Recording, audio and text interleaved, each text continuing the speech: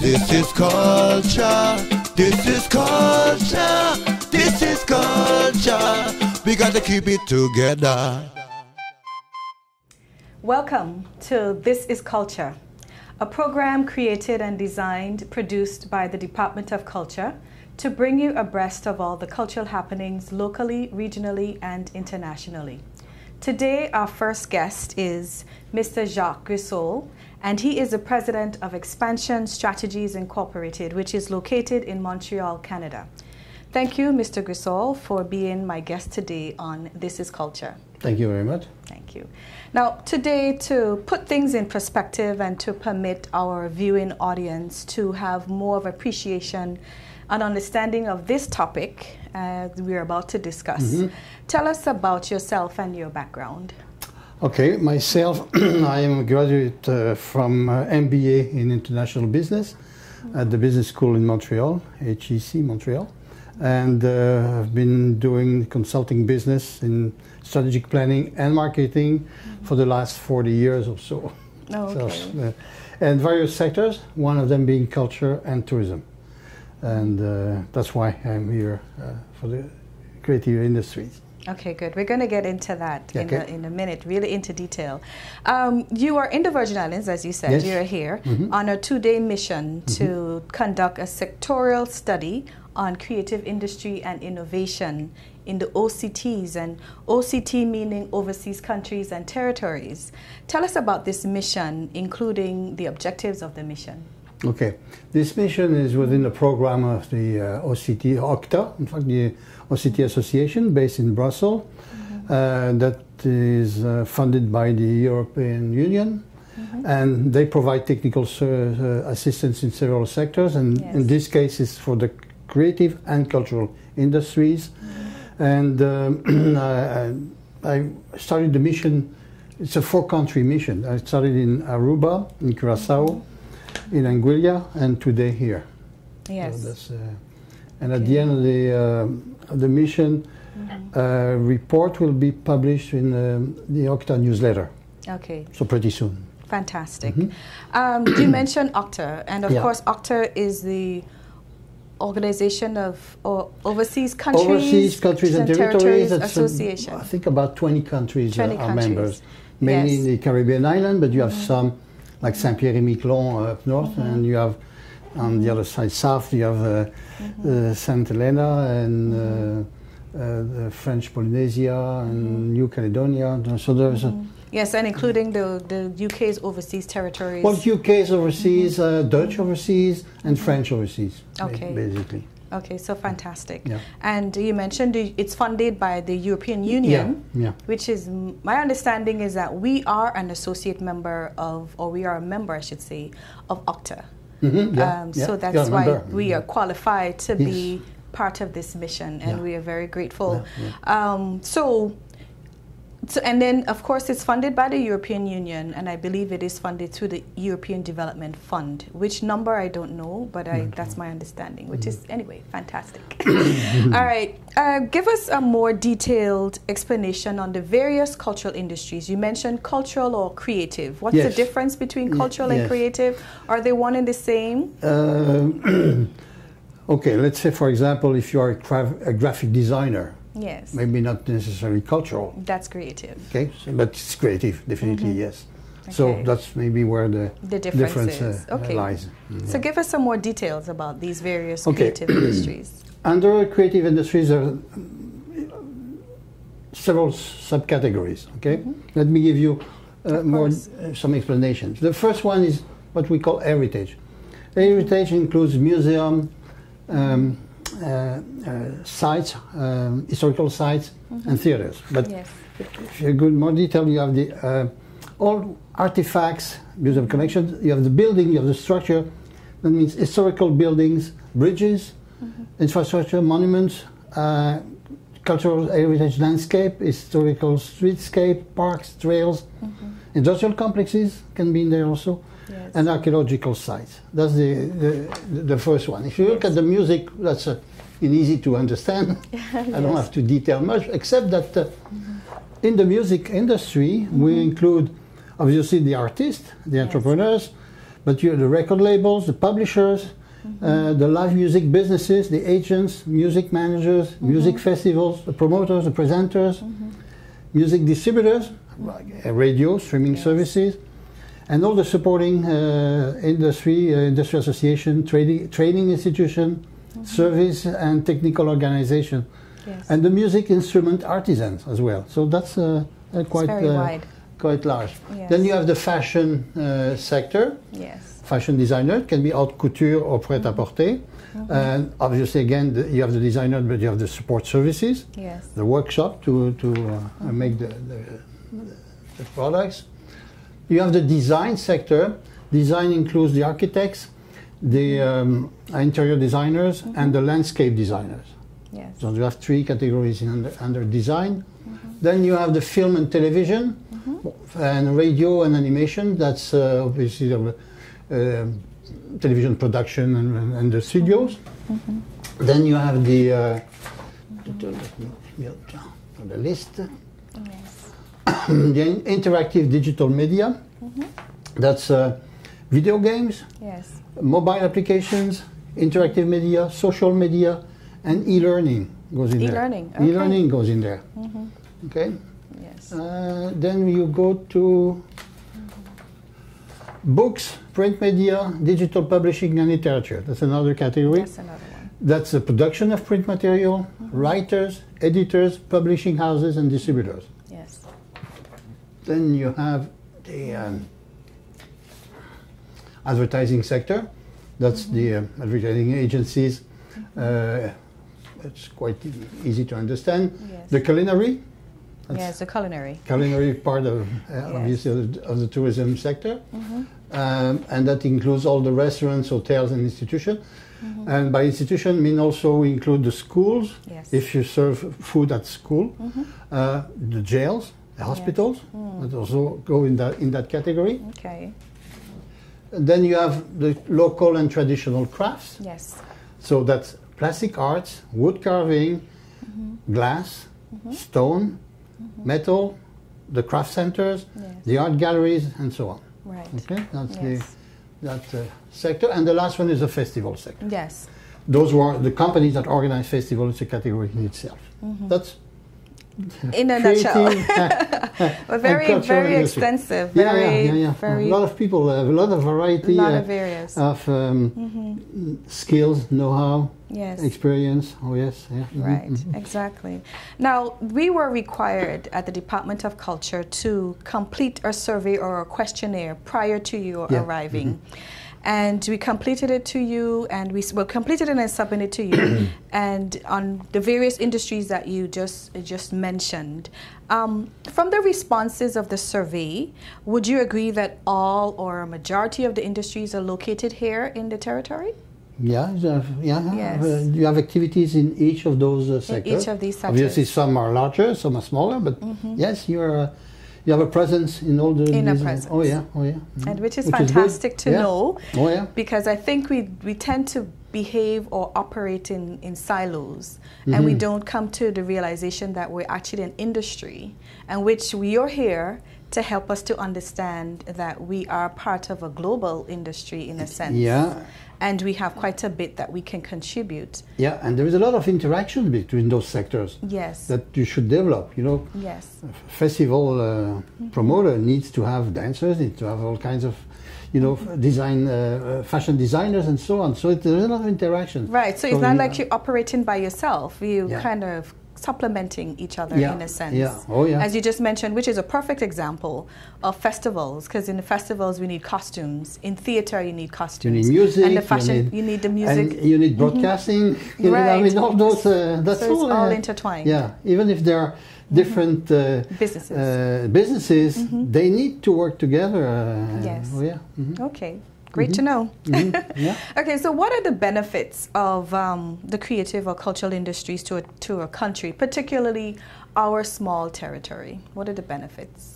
Okay, the benefit is you can create a lot of jobs, of different type of jobs. Yes. And especially for the younger people that are, if they're not really into mathematics and things like that, and they are more in photography, in video and so on. There's a lot of opportunities for them, providing there's enough training available, but they can work not just in the creative industry per se, but they can work in other industries.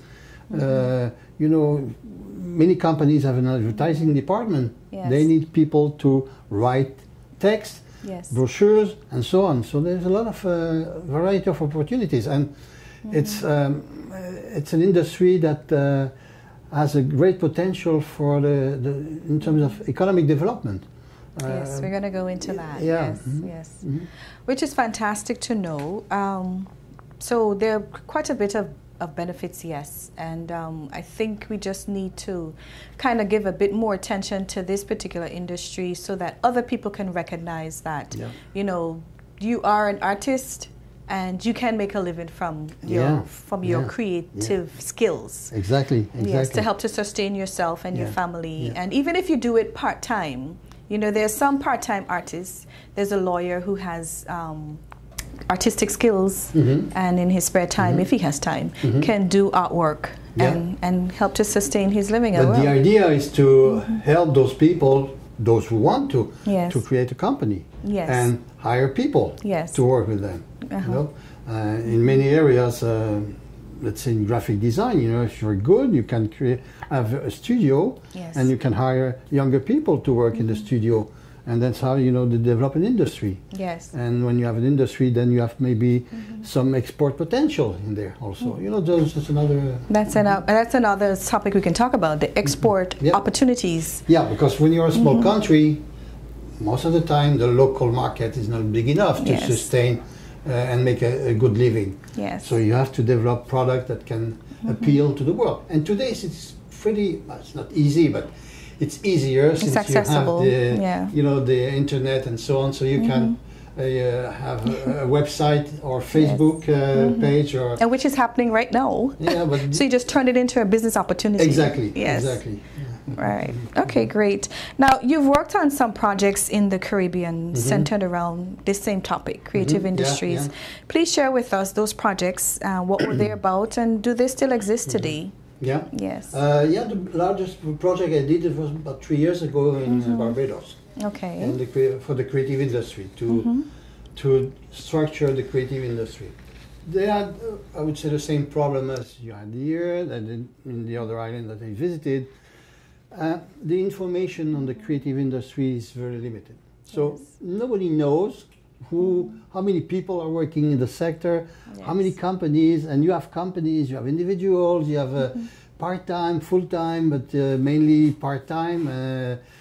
So and because you don't have any data on the sector, it's harder to develop policies. Exactly. So at the government level, they don't know who is that sector, how big it is, how important it is, what we can do, who is the representative that can talk about the sector. So there's others. So that's a basic problem.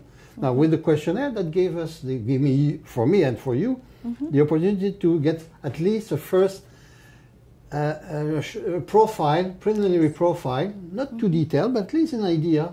What is the size of the industry? How many people in each of those sectors are working? What they are doing? What kind of international relations they have, and so on. So I did the same in Barbados. At the end of the exercise, we developed a concept of called C3. C3, it's a center that produce content, Caribbean content.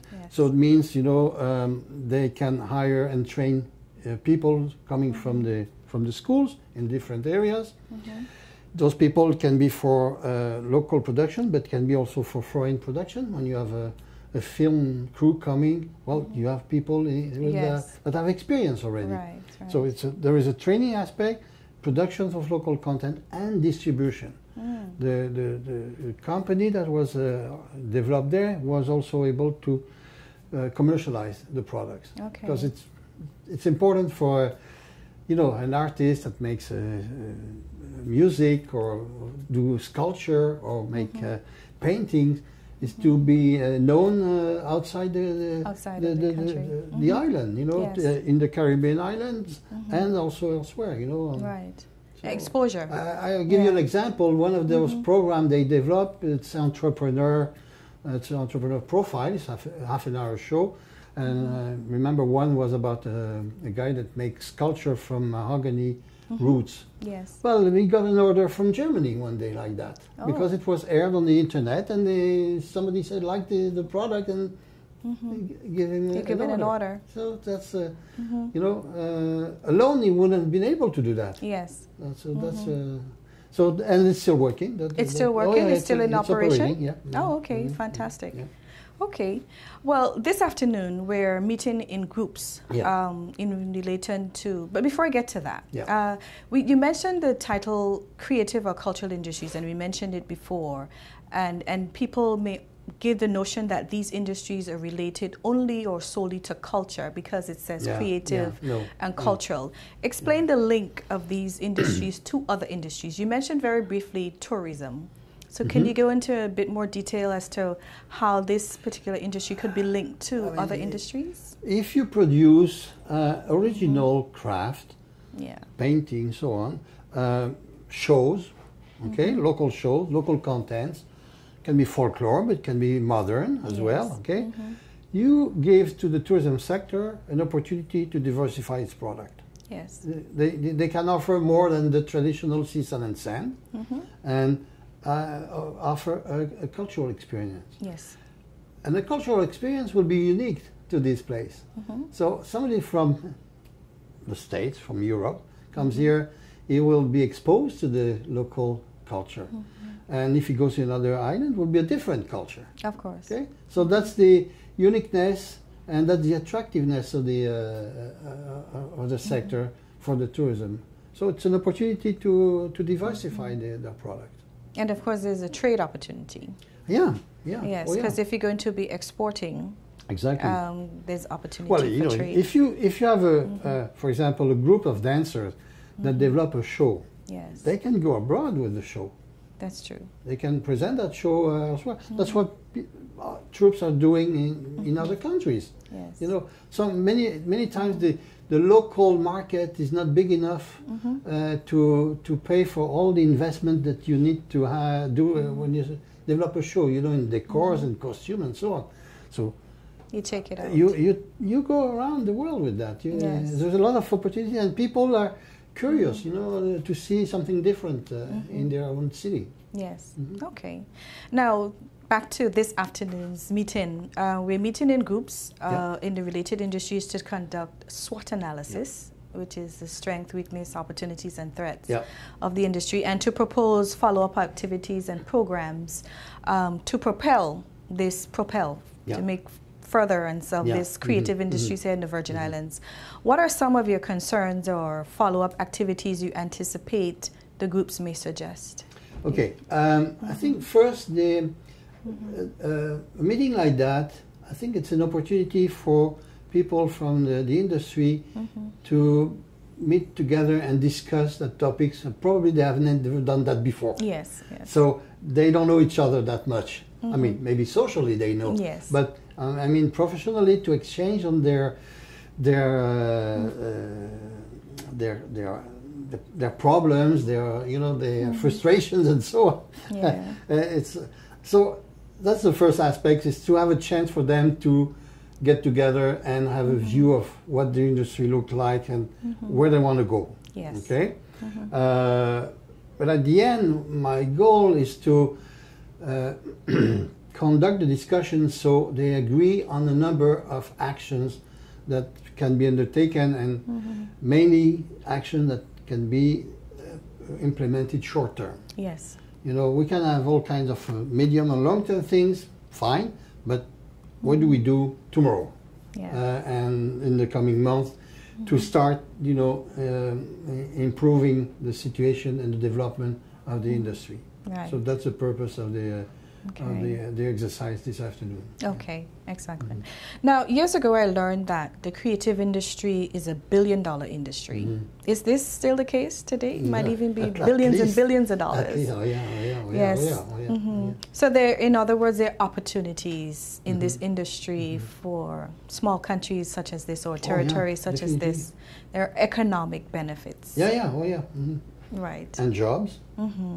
And then we will good jobs, yes, and to take it seriously. Because I think we have the notion once we discuss culture, it's always about music and dance and drama. But there's more aspects to cultural industries than just music, drama, and dance. And there are lots of opportunities out there. Okay. So I just wanted to share that, you know, there's a lot of money out there to be made. Definitely. But you have to think in terms of exporting. And you have to be creative, and you want to be different to everybody else as well. But again, the culture is a source of uniqueness in what you can develop. Yes. And but you need some companies to draw that energy and be able to.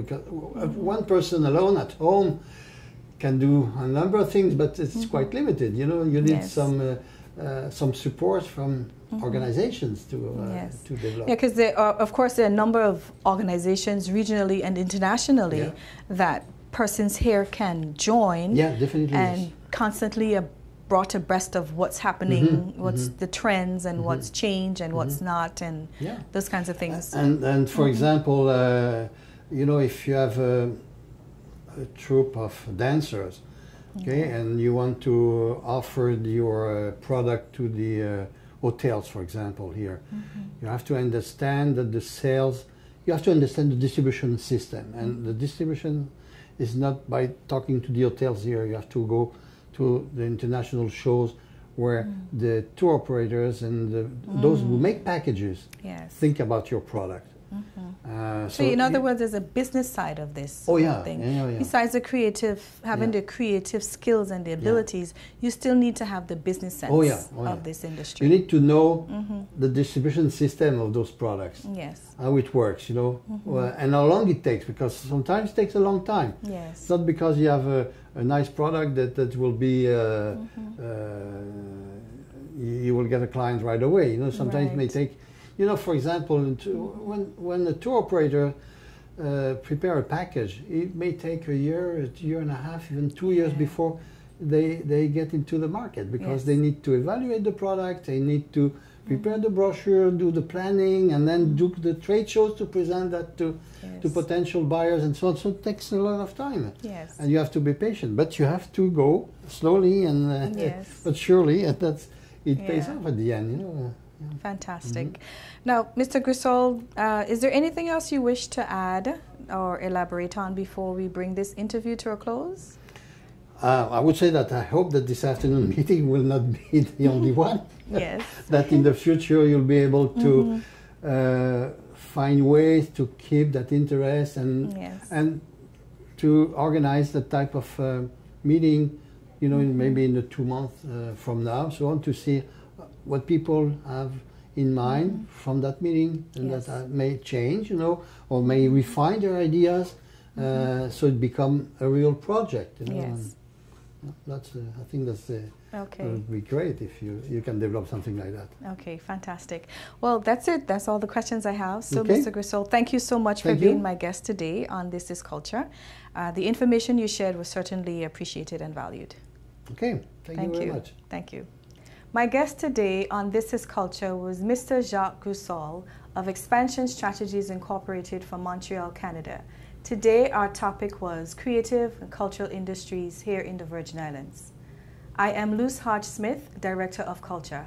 Thank you for tuning in to This Is Culture. This is culture, this is culture, this is culture. We got to keep it together.